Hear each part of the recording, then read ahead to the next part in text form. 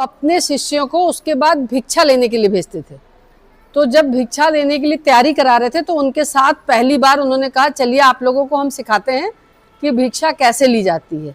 और उनको लेकर के वो निकल गए गांव पे, नदी के किनारे एक गांव था, वहां भिक्षा लेने के लिए। तो जब उनके साथ वो बढ़ रहे थे, काफ़ी दूर पैदल चलने के बाद उनको प्यास लगी, तो उन्होंने अपने शिष्य को एक पात्र दिया और बोला कि जाओ इस नदी से पानी ले आओ।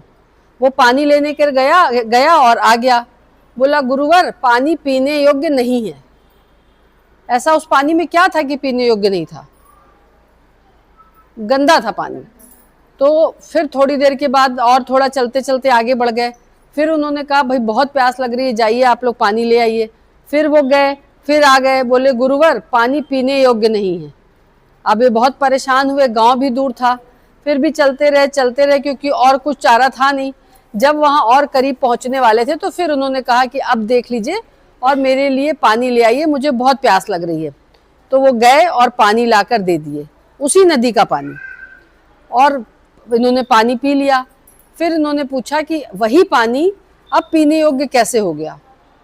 तो जब वो लोग पहली बार पानी लेने गए थे तो उस पानी से कोई जानवर चल के गुजरा होगा, तो जो नीचे के बालू मिट्टी थी वो पानी में ऊपर आ गया था।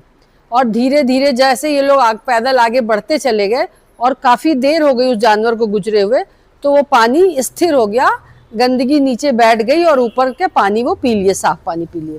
वैसे ही जब हम लोग ध्यान करने के लिए बैठते हैं शुरू तो बहुत विचार आते हैं, और अभी भी आते हैं।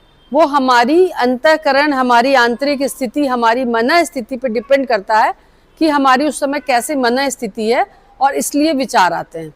तो विचार आने में कोई बुराई नहीं है, लेकिन हमें ये पता होना चाहिए कि अगर ये विचार आ रहे हैं तो उनको हम कैसे डील करें, उनके साथ हम कैसा व्यवहार करें कि हमारा ध्यान भी चलता रहे और विचार भी चलता रहे। तो इसी प्रक्रिया के बारे में कल का सत्र होगा, सफाई का सत्र, और उसमें भी आपके साथ यही लोग रहेंगे, सफाई कराएंगे और साथ में ध्यान कराएंगे। और जैसा अभी भाई शिवांश ने बोला कि बाहर मतलब पूजा कर रहे हैं हम लोग, सब बिल्कुल ठीक है, लेकिन ध्यान में हम अपने अंदर जाएं और उनसे जुड़ें और ध्यान करें।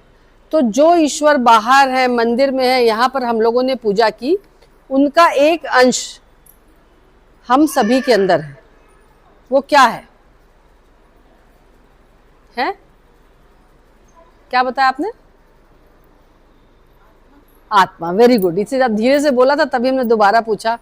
आत्मा हम सभी के अंदर, हमारे हृदय में आत्मा निवास स्थल है। किसी भी धर्म में आप जाइए, उनकी साहित्यों को पढ़िए, उसमें ये लिखा है कि आत्मा का निवास स्थल हृदय है।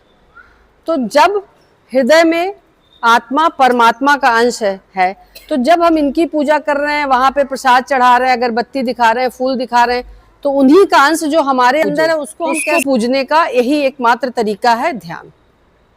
ठीक है। आप लोगों ने गीता के बारे में सबने सुन रखा है। कृष्ण और अर्जुन के बीच में क्या रिश्ता था? है मित्रता का। लेकिन अर्जुन को जब विश्वास नहीं हुआ कि कृष्ण भगवान है, तो उन्होंने कहा कि आप अपना विराट रूप, अपना रूप तो दिखाइए।